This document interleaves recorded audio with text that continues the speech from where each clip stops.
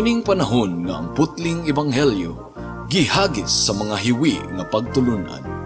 Kinahanglan mo barug ang mga tinun-an ni Kristo sa pagpakigbisog sa paglaban sa pagtuo, nga magkausa ug alang sa tanang panahong gihatag sa Dios ngadto sa iyang katawan.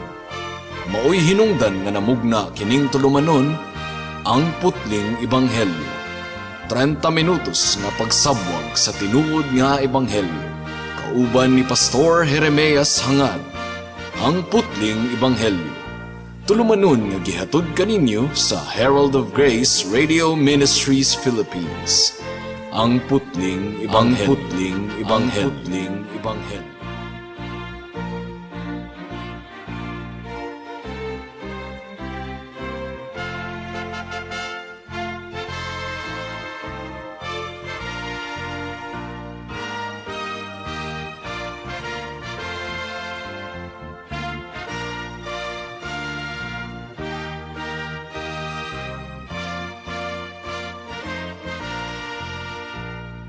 Okay, ania na kita sa ikaupat nga discipline, basic discipline sa Kristohanon nga kinabuhi. Atong tun-an niining taknaa kung unsaon pagampo. Kay daghan kayong mga tawo nga dugay na sa ilang kinabuhing Kristohanon apan dili pa kahibalo mo ampo. So atong tun-an kung unsaon nato pagampo. Pagampo sumala sa kabubuton sa Dios. So how to pray? Before ta mo adto sa atong pagtuki-tuki mahitungod sa pagampo, ato unang tan-awon ang mahinungdanong butang sa tanang relasyon niining kalibutana. Relasyon nga himsog. For example, relasyon sa bana ug sa asawa, relasyon sa mga ginikanan ug sa mga anak, relasyon sa managhigala, relasyon sa mga kauban sa trabaho, unsa man ang importante kayo nga elemento sa tanang relasyon niining kalibutana. Ang duha ka importante nga elemento sa tanang relasyon mao ang pagpamati ug pagsulti, pagpaminaw ug pagpadayag. Kining duha mahinungdanon kaayo nga mga elemento sa tanang himsog nga relasyon niining kalibutana. Marelasyon man tali sa bana ug sa asawa, or tali sa Kristohanon ug sa iyang Dios. Kristohanon magtutuo ug sa atong Dios. Maminaw kita sa Ginoo pinaagi sa balaang kasulatan ug makig-istorya usab kita sa Ginoo pinaagi sa pagampo. So it's both listening and speaking. These two things are essential to any healthy relationship. Kung ang atong relasyon tali ka nato og sa Dios mahimong himsog, kinahanglang makahibalo kita or makakat-on kita sa pagpamati o kinahanglan nga makakat-on usab kita sa pag-istorya, sa pagampo, mga kaigsuunan. Mao kana ang elemento sa usa ka himsog nga relasyon niining kalibutana. So adunay tulo ka outline ang atong pagtuon mahitungod sa pagampo. Una, its antecedents. Ang pasabot niining antecedents, kining mga butang nga preliminary, kining mga butang nga kinahanglan unang mahitabo adisir kita moampo, antecedents. Ikaduha, its ingredients. Unsa ang mga ingredient sa pagampo or mga butang nga atong iapil sa atong pagampo. Ikatulo, its benefits. Unsa ang mga benepisyo nga atong makuha kung kita matinud-anon sa atong pagampo sa Dios. Ug ikaupat, its hindrances. Unsa ang mga babag sa pagampo. Pero gaduda ko nga niining taknaa ang unang duha ka heading lamang ang atong madiscuss. Gumikan kay limitado ang atong oras. Gaduda ko nga ang atong madiscuss niining taknaa ang antecedents ug ang ingredients of prayer. Karong sunod semana atong pagatun-an ang benefits and hindrances to prayer, mga babag sa mga pagampo. Ug duna pa day ikaupat, it helps ang mga butang nga makatabang kanato aron kita mutubo diha sa mga pagampo. Hinaot nga tabangan kita sa Ginoo sa atong pagtuon niining taknaa. Mudangat kita sa unang punto. antecedents of prayer. Musabot pasabot ining antecedents, mga introductory, mga unang mga butang nga kinahanglan atong mabuhat adisir kita moampo. Antecedents, things that must accompany or go before prayer. Mo kini sila ang preliminary, naguna sa mga pagampo. To be specific, ang antecedent sa prayer adisir kita makaampo kining pagampo gayud nga tinud-anay, kinahanglan mauna ang atong pagbasa sa Biblia ug pagpamalandong sa Biblia. Kinahanglang mauna ang atong pagbasa sa pulong sa Ginoo ug pagpamalandong sa pulong sa Ginoo. Mo kini antecedents, dili di ay kita mudiretso sa pagampo. Kinahanglan nga mamati una kita kaniya. Kinahanglan nga maminaw una kita sa tingog sa Ginoo adisir kita makig-istorya kaniya. Mo kini ang gikinahanglan natong pagabuhaton aron ang atong hunahuna og kasing-kasing maandam alang sa pagampo. Daghan kay mga tawo nga moderitso sila og lukso ngadto sa mga pagampo nga wala sila namati og una sa pulong sa Ginoo ug namalandong niini. These are needed to properly prepare the mind and heart for prayer, and thus they must precede or go before prayer. Ang pagbasa sa pulong sa Ginoo ug pagpamalandong niini kinahanglang mauna adisir kita magampo. Kining pagampo nga dili kining ejaculatory prayer nga pwede man tang makaampo bisag asa ta, gasakay ta sa jeepney, gasakay ta sa bus, makaampo man ta sa Ginoo. Kinahanglan gyud nga makigistorya ta sa Ginoo sa tanang higayon. Ang prayer nga atong gihisgutan niini kining tinag-as nga prayer.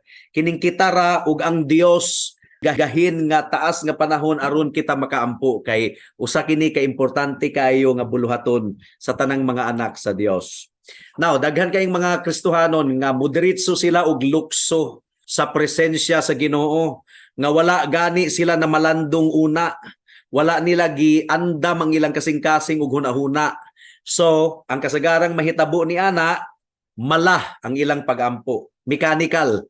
Kay ang pulong sa Ginoo mao kanay maghatag kanato og kainit sa atong kasing-kasing ug hunahuna.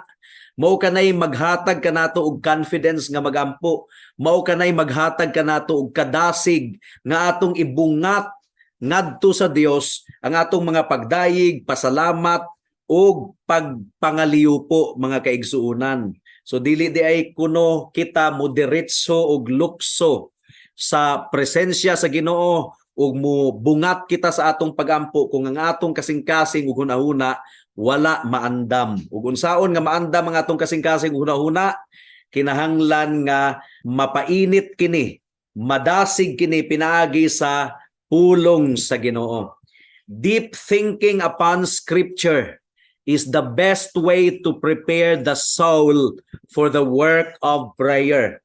Kining mamalandong kita og lawom nga pamalandong sa balaang kasulatan, mao kini ang pinakanindot nga pamaagi aron maandam ang atong kalag alang sa buluhaton sa pagampo. Matud pa ni George Swinnock, meditation is the best beginning of prayer, and prayer is the best conclusion of meditation. So, before kita moampo ato kining sugdan sa pagpamalandong, ug pagkahuman sa atong pagpamalandong, moampo kita. Meditation is the best beginning of prayer, and prayer is the best conclusion of meditation. So, daghan kayo nga mga Kristohanon, kung honest lang kita, we have to confess nga wala kayo nato hatagi og pagtagad ang atong pagpangandam sa atong kasing-kasing ug hunahuna before ta moampo. Kinahanglan diing mangandam kita. We come before God with a flippant sense of familiarity. Ambot pasabot niining flippant sense of familiarity. Mura og familiar na kaita nga moduol sa Ginoo, wag yun nato andama ang atong kasing-kasing hunahuna. Gibasta-basta lang nato pagduol ang presensya sa Ginoo with little or no forethought of prior preparation. Kinahanglan di ay kuno kita nga mangandam sa atong kasing-kasing hunahuna sa atong kalag before ta moduol sa Dios diha sa mga pagampo, kay hari ang atong giduulan. Tinuod amahan siya nato, siya ang atong manluluwas, nahigugma siya kanato ug nahigugma kita kaniya, pero ayaw kalimti igsuon nga hari usab kining atong giduulan sa pagampo. Mao nga kinahanglan nga mangandam kita sa atong kasing-kasing hunahuna. Ang giingon sa Ecclesiastes chapter 5 verse 2. Ang giingon dinhi, ayaw pagdali-dali sa paglitok sa imong baba. Ug ang imong kasing-kasing kinahanglang dili magdali-dali og litok atubangan sa Ginoo. Tungod kay ang Dios anaa sa langit ug ikaw anaa sa yuta, mao nga kinahanglang jutay lamang ang imong mga pulong. Dili kini nagpasabot nga bawal ang taas nga pagampo. No. Ang buot ipasabot niini kinahanglan ang imong pagampo imong gihuna-hunaan og duro, ang matag pulong nga mogawas sa imong baba, imong yung gihuna-hunaan og duro. Dili ingon og gayama-yama ka lang nga murabag pandisal ba nga dako kay tan-awon, pero kung imong kumuton, haskang gamaya ra day kaayo ang pandisal, hangin ra day ang sulod. Ang atong pagampo, whether mubo or taas, kung kumuton ka na, kinahanglan bantok, kinahanglan dili hangin, kinahanglan tinuod gayod nga mga pagampo. Kay daghan kay mga tawo nga gaampo nga gayama-yama lang, wala gayod nila hunahunai og duro ang ilang giampo. Mo kinibot pasabot sa Ecclesiastes chapter 5 verse 2. Ayaw pagdali-dali sa paglitok sa imong baba. Ug ang imong kasing-kasing kinahanglang dili magdali-dali og litok atubangan sa Ginoo. Tungod kay ang Dios anaa sa langit ug ikaw anaa sa yuta, mao nga kinahanglang jutay lamang ang imong mga pulong. But pasabot, bantok ang imong pulong. Kung kumuton, duna gayoy igo nga sulod, dili hangin ang sulod. Mo kanibot pasabot niini, mga kaigsuunan. So, unsa ang gisugo sa Ecclesiastes chapter 5 verse 2? What is the urgent exhortation? Ang giingon dinhi, do not be rash or do not be quick with your mouth, and let not your heart utter anything hastily before God. That's Ecclesiastes chapter 5 verse 2. Kinahanglan ang atong kasing-kasing ug hunahuna miuyon gayod sa pulong nga migawa sa atong baba, or ang pulong nga migawa sa atong baba kinahanglan gayong gihuna-hunaan og duro, gipamalandungan og duro. Gumikan kay gikasab-an sa Ginoo ang mga tawo sa Matthew 15:18. Ang giingon sa Ginoo, kining mga tawhana nagaduol kanako sa ilang baba, apan ang ilang kasing-kasing layo kanako. Ha, daghan kay mga tawo nga ang ilang pagampo mechanical lamang, gayama-yama, memorized nga prayer, wa gyud hunahunay og duro, nasayod ang Ginoo niana ug iya kanang gidumtan. So ang pinaka-heart niini nga exhortation, mga kaigsunan, mao ang pagpasidaan batok sa flippant or non-prepared prayers. Nagpasidaan ang Ginoo batok sa mga pagampo nga wala gayud gipangandaman, nga gilitok sa Ginoo nga gadali-dali. Prayer offered with little or no forethought. Now, obviously, si Solomon nagsulti kanato nga kinahanglan gayod nga pamalandungan nato og duro ang atong iampo. Ug unsa ang makatabang kanato sa pagpamalandong? Pulong sa Ginoo, mga kaigsunan. Mao kini mag-andam sa atong kasing-kasing. Wala nagsulti si Solomon nga atong isulat sa papel ang atong iampo. No, that's not what Solomon is talking about in Ecclesiastes chapter 5 verse 2. Ang giwali ni Solomon nga ri kanato mao nga kinahanglan ang atong baba, ang atong utok ug ang atong kasing-kasing nagkauyon sa mga pagampo. Kinahanglan nga kung unsa ang migawa sa atong baba, mao gyud kini ang sulod sa atong kasing-kasing ug sa atong utok. Kining mga tawhana, Matthew 15:18, nagaduol kanako sa ilang baba, apan ang ilang kasing-kasing layo kanako. Unsa ang rason nganong giwalihan kita ni Solomon sa Ecclesiastes chapter 5 verse 2 nga dili kuno magdali-dali ang atong baba ug ang atong kasing-kasing dili magdali-dali sa paglitok ug bisag unsa atubangan sa Ginoo? Unsa ang rason? For God is in heaven and you on earth. Gumikan kay ang Dios anaa sa langit ug ikaw anaa sa yuta. Ang buot ipasabot niini, hari ang Dios. Gamhanan ang Dios, siya ang nagmando, hari kanang atong giduulan. Kinahanglan nga dili danghag ang atong pagduol sa iyang atubangan. This is why we ought not to speak quickly, flippantly, or hastily before God. Gumikan kay hari siya, mga kaigsuunan. Let our words be well chosen and meaningful. Ato gayong gipili og tarong ang mga pulong nga ilitok nato atubangan sa atong hari. Let them be more than mere empty and vain repetitions. Mugani ka ng pagpangaji sa una ni mga pangaji ba nga wala gihunahunaan, gimemorize lang, mechanical, gabalik-balik, dulumtanan ka na atubangan sa Ginoo nga matang sa pagampo. Ang giingon ni John Gill, mga kaigsuunan, anything and everything that comes up into the mind should not be uttered before God. Not anything rashly and hastily. Men should consider before they speak to the King of Kings. Tinuod gayod, kinahanglan ato gayong timbangon og duro ang mga pulong nga atong ilitok sa atong hari. Sa hari, sa tanang mga hari, dili di ay tanan nga misulod, misantop sa atong hunahuna atong ilitok. Kinahanglan kitang mag-amping. Ang giingon sa 1 Corinthians chapter 14 verse 15, mag-ampo ako diha sa espiritu ug mag-ampo usab ako uban ang salabutan. So we pray with the spirit and we also pray with our understanding. Dili kita mag-ampo lamang sa atong kasing-kasing, kundi mag-ampo usab kita sa atong hunahuna. I will speak with intelligent and well-chosen words. Mao nga, kung epektibo gayod ang atong pag-ampo nga matinahuron gayod at tubangan sa Ginoo, kinahanglan nga atong iandam ang atong kasing-kasing ug hunahuna pinaagi sa pagpamati ug pagpamalandong sa pulong sa Ginoo. Kay ang pulong nga atong napamalandungan, mo man usab kana ang atong ilitok. Mo man usab kana ang atong pangayuon sa Ginoo diha sa mga pagampo. So, unsay mga benefits sa pagbasa ug pagpamalandong? Unsay benepisyo nga atong makuha nga kinahanglang magbasa kita ug mamalandong adisir kita moampo? Reading and meditation will furnish the mind. Ang pagbasa ug pagpamalandong mao ang magpuno sa atong hunahuna. Mo'y mag-supply og sulod sa atong pagampo.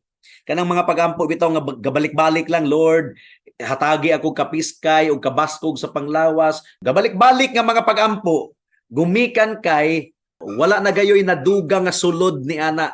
Ang pagbasa ug pagpamalandong mo'y maghatag kanato og sulod sa atong pagampo. Mo'y maghatag og unod sa atong pagampo. Say for example, kung imong gipamalandungan ang Proverbs chapter 3 verse 5 and 6. Unsa may giingon sa Proverbs 3, 5 and 6. Trust in the Lord with all your heart and do not lean on your own understanding. In all your ways acknowledge Him and He will direct your path. So, unsaon man nimo pagampo na? Imong ingnon nga Lord, nagasaad ikaw sa Proverbs chapter 3 verse 5 and 6 nga dili ako musalig sa akong kaugalingong kusog ug dili ako musalig sa akong pagsabot.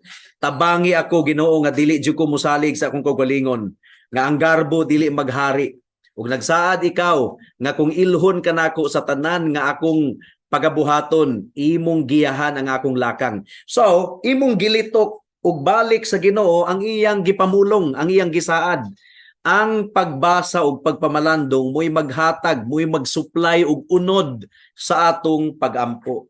This is absolutely critical for true prayer, to have the mind furnished with the teaching and promises of Scripture.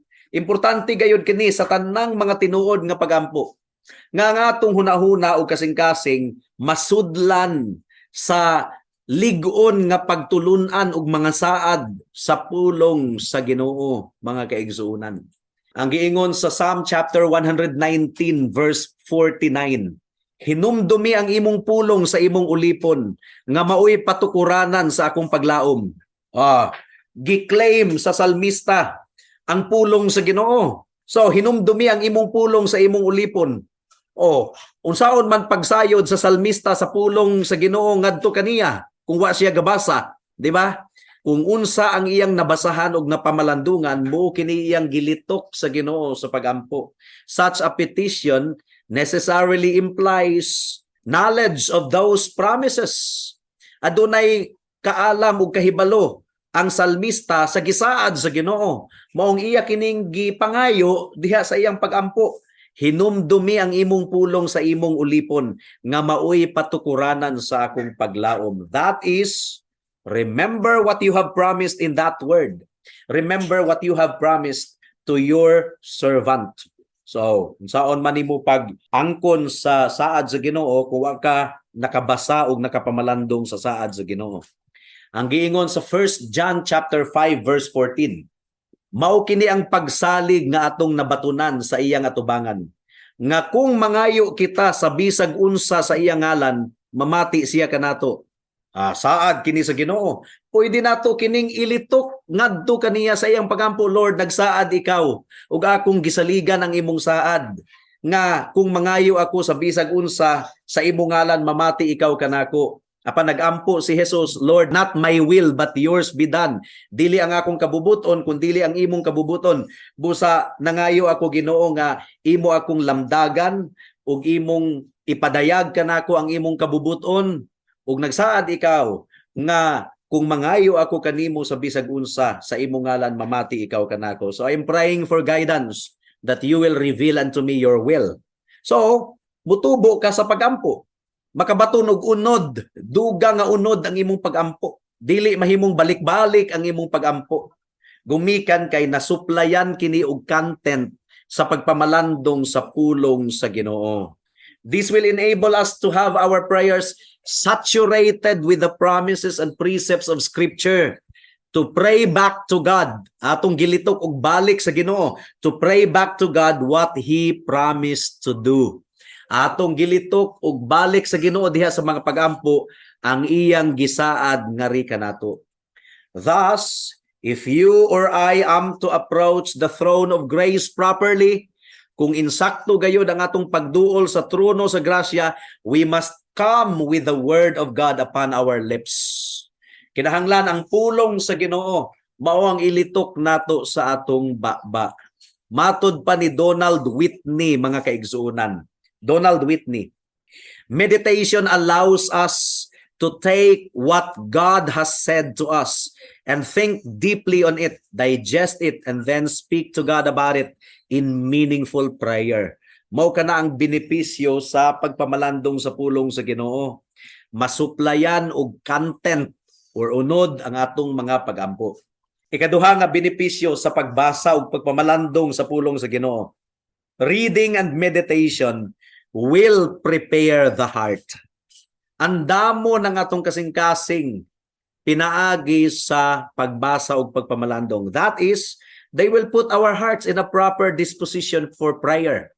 Ang atong kasing-kasing makabaton og insakto nga attitude diha sa mga pagampo. This is no doubt one of the greatest reasons why so many of us enter into the presence of God with our hearts cold and dull. Mao kini ang hinungdan gayod nganong daghan kanato ang moduol sa presensya sa Ginoo nga bugnaw ang kasing-kasing ug hamol ang kasing-kasing. Dull. Ngano? Wala na painit, wala nakabaton og kadasig pinaagi sa pulong sa Ginoo. John chapter 11 verse 13. Ang giingon dinhi mga kaigsuunan. Kung imong andamon ang imong kasing-kasing ug ituboy ang imong mga kamot ngadto kaniya. You see? Before kita mutuboy sa atong mga kamot ngadto kaniya diha sa mga pagampo, kinahanglang andamon kuno nato ang atong kasing-kasing. Andamon ang imong kasing-kasing ug ituboy ang imong mga kamot ngadto kaniya. That is, before we lift our hands in prayer, we must first prepare our hearts for prayer.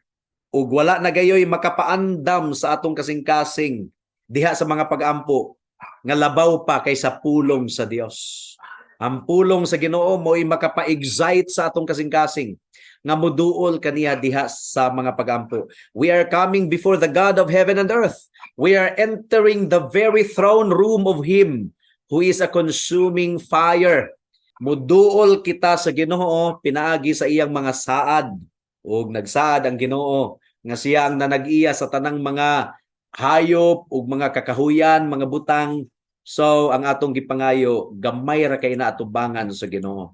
Ikatulo nga benepisyo sa mga pagbasa ug pagpamalandong sa pulong sa Ginoo mao kini. Reading and meditation will strengthen our faith. Of course, malig-o ang atong kalag kung kita magbasa ug mamalandong. Kay nga naman, di ba ang giingon sa Romans 10:17, faith comes by hearing and hearing by the word of God. So nakabaton kita og pagtuo pinaagi sa pagpamati sa pulong sa Ginoo, ang ato usab nga pagtuo mas nahimong lig-on, mas malig-on mga kaigsuonan kung mamati kita sa pulong sa Ginoo. Mao nga giwali sa Biblia kanato sa Hebrews chapter 4 verse 16. Muduol kita nga adunay kaisog sa trono sa grasya. Ako na kining gipasabot sa wali ni adtong miagi. Dili ingog dunatay kaisog nga garbuso ang atong kasing-kasing. Ambot pasabot niini dunatay confidence nga muduol sa Ginoo. Giunsa man nato pagbaton sa kaisog or confidence, gumikan kay dunay saad ang Ginoo. Ato kining gibarugan sa atong pagduol kaniya diha sa mga pagampo. Muduol kita nga adunay kaisog sa trono sa grasya, that we might obtain grace and mercy in time of need. Aron makabaton kita og grasya ug kaluoy sa takna sa panginahanglanon. So, in other words, it was prior thought or meditation before kita muduol diha sa mga pagampo. But what is the reason for such confidence? Unsa ang rason nganong bold kita nga muduol sa Ginoo? Tungod kay wala kitay pangulong pari nga dili makamaong mubati sa atong mga kahuyangon. Apan sa tanang mga butang gitintal usab sama kanato apan wala gayud siya'y sala. So, do na kitay kaisog nga muduol sa atong hari gumikan kay sympathetic gayud siya sa atong kahimtang. Mubati gayud siya sa atong kahimtang. Mo kinibot pasabot niini mga kaigsuonan. So, before pa nato ibuka ang atong ba diha sa mga pagampo, kinahanglan ang atong kasing-kasing hunahuna naandam sa pagampo. Mao kadto ang unang punto. Ikaduhang punto, ingredients of prayer. Dili day nato kini mapasabot og duro karon kay wala na kitay nahabilan pang oras, pero ang atong pagampo dili ingon og pagpangayo lang, dili ingog nangayo lang kita. Kay sa daghang mga tao ang pagampo na reduce into asking, give me, Lord. Ang pagampo aduna kini adoration, adunay pagdayig sa Ginoo. Adunay confession, adunay pagsugid sa Ginoo. Adunay thanksgiving, pagpasalamat kaniya, ug adunay supplication, pagpangayo. So ACTS, acts, adoration, confession, thanksgiving, and supplication. Mutubo kita diha sa mga pagampo kung kita mamalandong ug mamati sa pulong sa Ginoo. Well, dili na gid kita makapadayon no kay wala na kitay oras. So dinhi lang gayud kita taman di ay sa atong pagtuon niining taknaa. Alang sa mga kahigalaan nato nga wala pa kang Kristo. Nganong dili man mo ganahan mo ampo. Nganong maglikay-likay man sa pagampo. Nganong wala gyoy pagduol sa Ginoo diha sa pagampo. Gumikan kay ang kasing-kasing layo sa Dios. Unsa may nakapalayo sa Ginoo? Ang Biblia nagaingon ang sala nato mo'y nakapalayo, mo'y nakapahimulag kanato sa Ginoo. Mo'y hinungdan nga walay kasing-kasing usa ka tawo nga moduol diha sa pagampo, pero kining tanan mausab kung ang balang espiritu magapanglihok sa imong kasing-kasing higala. Kung hatagan ikaw og tinuod nga paghinulsol ug pagtuo kang Kristo, kung bag-uhon sa Ginoo ang imong kasing-kasing, hinulsulan nimo ang imong sala ug mudangup ka sa Ginoo alang sa kapasayloan ug alang sa kaluwasan, then, only then, mga kaigsunan, makaampo gayud ikaw sa tinuuray gayud. So hinaot nga ang balang espiritu mao'y nagapanglihok sa imong kasing-kasing una-una aron ikaw muduol sa Ginoo unang-una alang sa pagampo sa imong kaluwasan, pagampo sa paghinulsol, ug ikaduha, pagampo ingon nga anak sa Ginoo nga gihigugma niya ug nahigugma kaniya, Christian walk with God. Gawas kun mahitabo kana sa imong kinabuhi, magpabilin ikaw nga estranghero sa tinuod nga mga pagampo. Ug kung wala ikaw galakaw atubangan sa Ginoo, galakaw ikaw atubangan sa kaaway sa Ginoo or kauban sa kaaway sa Ginoo nga mao si Satanas. Repent of your sin and believe in Jesus Christ and you will be saved. Magampo na kita. Salamat Ginoo sa pagtuon niining taknaa. Among gituuhan o Dios nga ang imong pulong sumala sa imong saad dili gayud mobalik kanimo nga walay kapuslanan. Og nagtuo kami nga ang balang espiritu gamhanan nga maoy mo duso sa among kasing-kasing nga makaampo gayod kami sa tinuuray gayod o dili mala nga pagampo, dili mechanical nga pagampo. Tabagi kami o Dios nga motubo kami niini. Pero kinahanglan nga among buhaton ang discipline of reading and meditating your word aron kami motubo diha sa mga pagampo. Salamat o Dios. In Jesus name we pray. Amen and amen. Alang sa dugang nga mga pangutana, mahimong mo text kang Pastor Jeremias hangad sa 0935 744 3030.